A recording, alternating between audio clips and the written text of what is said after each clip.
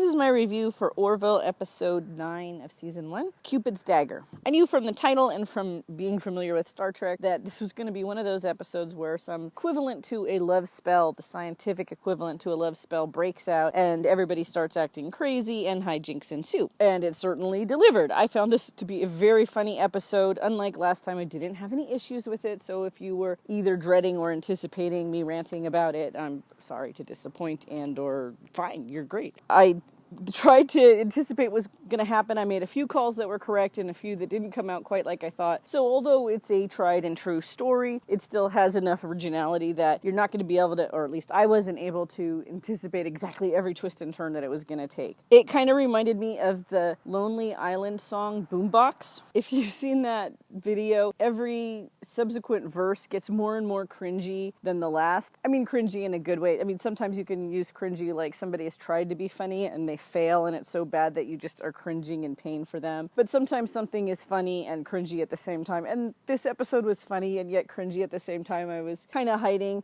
My boys do this thing where they actually like hide behind the couch whenever there's a kissing scene. And for some of these kissing scenes, I put that in air quotes, I was kind of hiding my face going, oh no, it's wrong. But laughing at the same time. I don't even want to get into the Slimer guy. And oh my god, that scene was just, it was very funny and painful at the same time. Just so many levels of wrong, so many. Now, unlike, say, the Naked Now or what is the other one? Some of the other versions of the Star Trek where they've done something like this, not everybody on the crew was affected. In this case, it was just the people that most needed to not be acting like crazy, hormone-driven teenagers. They were the ones who were affected. So the captain, the first officer, and the doctor. Remember, the doctor is been pursued throughout the series by the Slimer guy. At the beginning of the episode, the doctor says, stop bugging me or I'm going to actually file a claim against you. And by the end of the episode,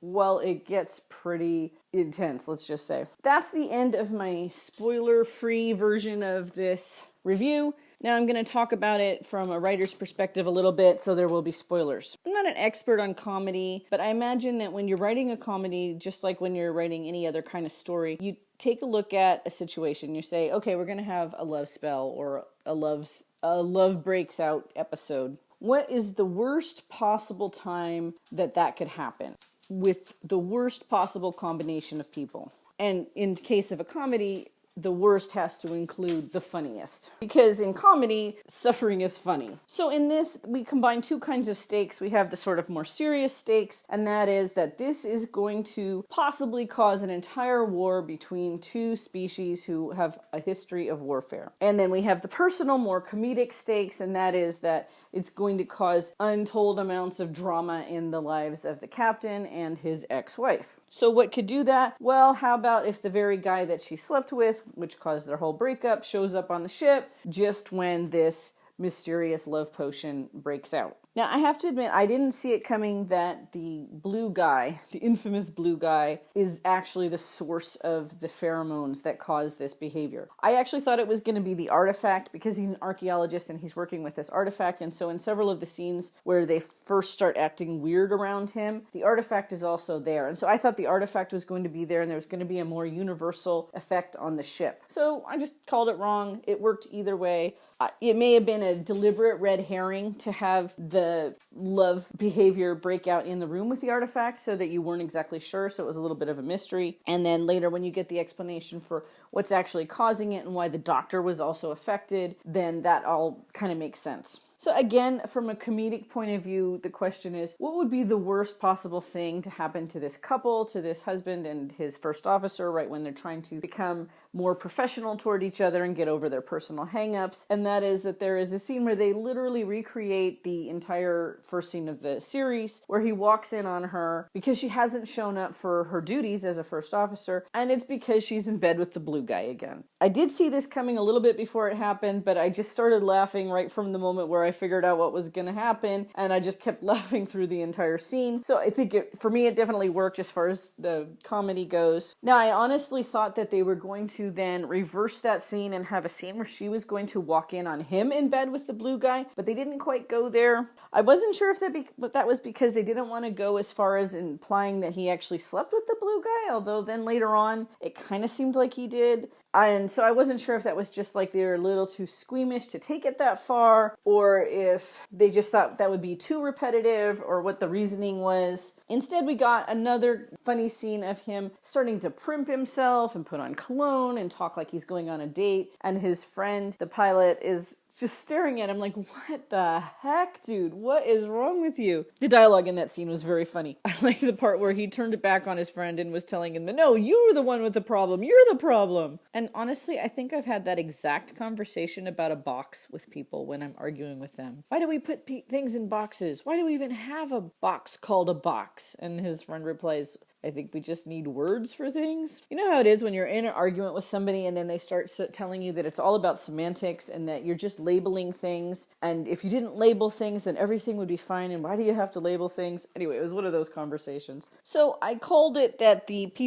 warring factions were going to be united. The premise of their fight was that they had a archaeological dig. They wanted to know who was the first colonizers of this planet. And they had agreed that whoever was the first colonizers, whoever's ancestors were there first, they would be the ones who would get to keep the planet. And at the end, they find out, well, gosh, surprise, surprise, you had a common ancestor. I totally called that one. And I just laughed at the end when they're like, well, now they'll have to share it. Yeah, because that's how it works. I mean, if we never fought with anybody who had shared a common ancestor, we would basically have no war on Earth between humans ever. But they also used the Cupid plot because they got the two warring ambassadors to fall in love by superdosing them with these pheromones. That part was a little predictable, but it was still a nice, tidy little ending to the drama element of the story that they had built up, and it was fine because they needed a way for the guy who had basically doused everyone with love juice because of his strange chemistry to redeem himself in the plot. And then they had a kind of cute personal moment too right there at the end where she asked him, the wife asked him, the first time I slept with you, were you exuding these pheromones? And the implication being,